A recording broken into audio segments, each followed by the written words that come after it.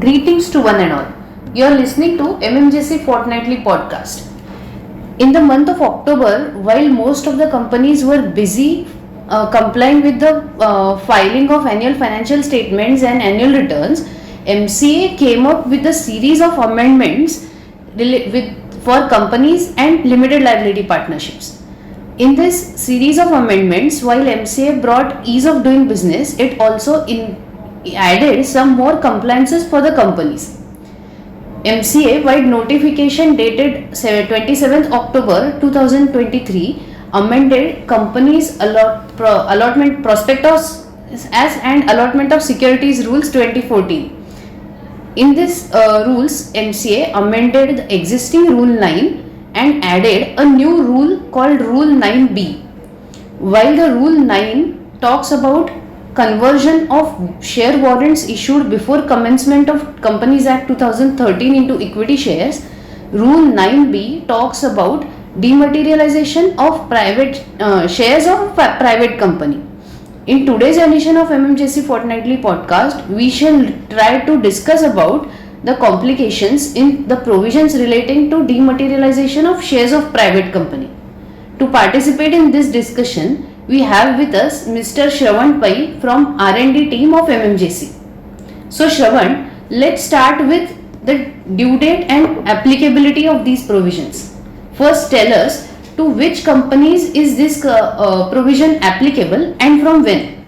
So about the second question first, the notification itself clarifies that it shall come into effect from the date of its publication in the official gazette.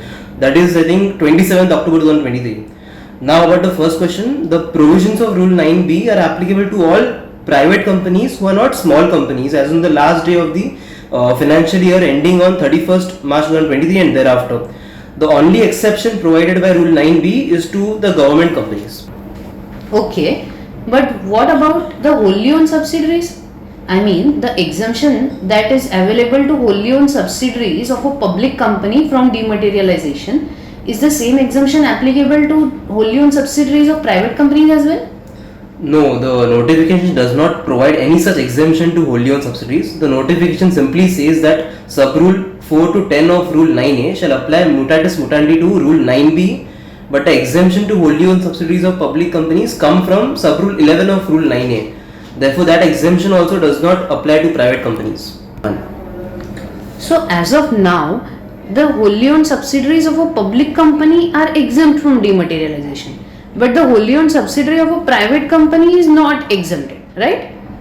Yes, as of now, yes. Rather, this difference in treatment of wholly owned subsidiaries has opened up a new challenge in interpretation. In case of such wholly owned subsidiaries of a public company, which are private companies by the Articles of Association, in the definition of public company as per section 271 of the Companies Act 2013, there is a proviso which I would like to read out. It says that a company which is a subsidiary of a company, not being a private company, shall be deemed to be a public company for the purposes of this act, even when such subsidiary company continues to be a private company in its articles. So this means that a subsidiary of a public company will be considered as a public company even when the subsidiary continues to be a private company as per its articles and continues to have the word private limited in its name. In such cases, if it is a wholly owned subsidiary of a public company, then considering it as a public company, it has been exempt from dematerialization of shares as per Rule 9A, sub-rule 11. Now, after insertion of Rule 9B, which mandates dematerialization of securities of all such private companies, which are not small companies, whether such private companies can still, whether such private companies are not, which are wholly owned subsidiaries of a public company, can still enjoy the exemption under Rule 9A, sub-rule 11 is or not is a question. It is heard that a lot of such companies have made representations to ICSI and MCA. Hopefully, MCA clarifies on this ambiguity shortly. Right. So now let's move on to the due dates of compliances prescribed under Rule 9B. So first tell us, till when do the private companies have time to dematerialize their shares? Sub-rule 2 of Rule 9B says that if any private company is not a small company as per the balance sheet, as at the financial year ended 31st March 2023 or thereafter, then it should facilitate demat within 18 months from the end of such financial year. That means if any private company is not a small company, as per the balance sheet dated 31st March 2023, then demat should be facilitated within 18 months, that is up to 30th September 2024. And if the company is not a small company as per the balance sheet dated 31st December 2023, then demat should be facilitated up to 30th June 2025. So that means companies have time up to 30th September 2024 or 30th June 2025, depending upon the date of their financial year end, to facilitate dematerialization of shares. And until the time such dematerialization is facilitated by the companies, they can undertake all activities like fresh issue of securities or transfer of securities, etc. in physical mode, right? No, this is not so simple and straightforward. If we refer to the language of Sub-Rule 1 of Rule 9b, it says that the company within the time specified in Sub-Rule 2, that is 18 months from the end of financial year, shall A. issue the securities only in dematerialized form, and B. facilitate dematerialization of all its securities. Now if we read the opening words of Sub-Rule 1 with clause B of Sub-Rule 1, there is no ambiguity and it is clear that a company must facilitate dematerialization of all its securities within 18 months from the end of financial year as discussed above. However, reading of opening words of Sub-Rule 1 with clause A thereof creates some confusion. Clause A of Sub-Rule 1 says that if company is making any kind of fresh issue of securities after this amendment becomes effective, that is after 27th October 2023, then such issue should be made in demat mode only, even if it is done before expiry of time limit of 18 months. 1. So that means if any company is not going to make any fresh issue of securities from the 18 months till the from the end of financial year 23, then it has time up to 18 months. But if in case it is going to make any fresh issue of securities, then it will have to make facilitate demat before making such fresh issue without waiting up to 18 months. Yes, precisely. It appears so by the drafting and language used in Rule 9b. Okay. So now let's move on to the promoters of the private company. Is there any specific provision with respect to dematerialization of securities of private companies which is applicable exclusively to the promoters or directors of the company? Yes, Sub-Rule 3 of Rule 9b states that if any private company is making any fresh issue or any buyback of any securities after the date when it is required to comply with this rules, then before making offer for such issue or buyback, company should ensure that all types of securities held by promoters, directors and KMPs should be dematerialized. That is, if the company is not going for any fresh issue of securities before 18 months from the end of the financial year 2023, then the shareholding of promoters, directors and its KMPs can be dematerialized till the end of 18 months or even thereafter, but before the company makes any new issue or buyback of shares after the end of the said 18 months. But if the company is planning to make any issue of securities before the end of 18 months, then a confusion arises. What kind of confusion? See, so the Rule 9b Sub-Rule 3 uses words as after the date when it is required to comply with this rule, and Sub-Rule 1 uses the words within the period referred to in Sub-Rule 2, that is 18 months. So it creates a confusion that whether promoter shareholding has to be dematerialized before fresh issue of securities made after 18 months from the end of financial year, or before fresh issue that is made after this rule came into effect, that is from 27th October 2023.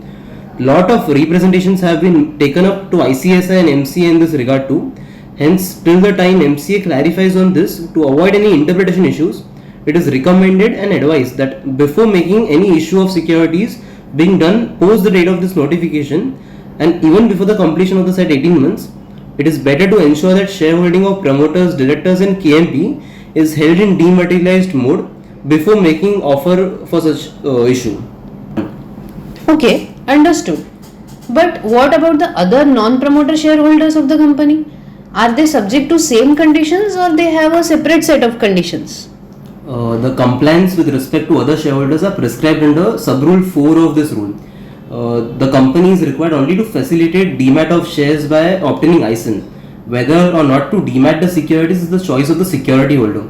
As per sub-rule 4, the shareholder will have to get his shares dematerialized before subscribing to any fresh issue of securities made by the company or before transferring the said securities whichever is earlier. The timeline of 18 months is not applicable to members. It is only for the companies to facilitate demat of securities. Members are at a liberty to demat their securities as per their own wish, and even after the completion of the timeline of 18 months, but before the transfer or subscription of fresh issue. In fact, if the member so desires, he can keep his securities in physical mode for lifetime, but this will mean that he cannot subscribe to any private placement or rights issue or even in bonus issue of securities made by the company thereafter. And also he won't be able to transfer any of his securities to anyone.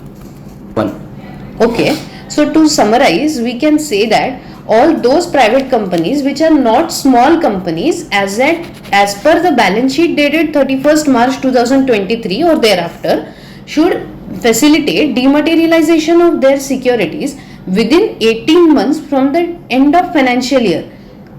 And in case if the company is making any fresh issue of securities within such timeline of 18 months, then it has to facilitate the said dematerialization of securities before making offer for such fresh issue of securities.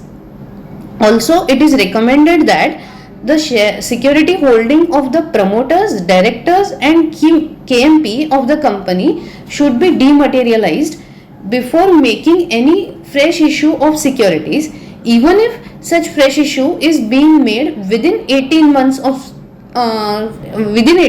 the end of financial year.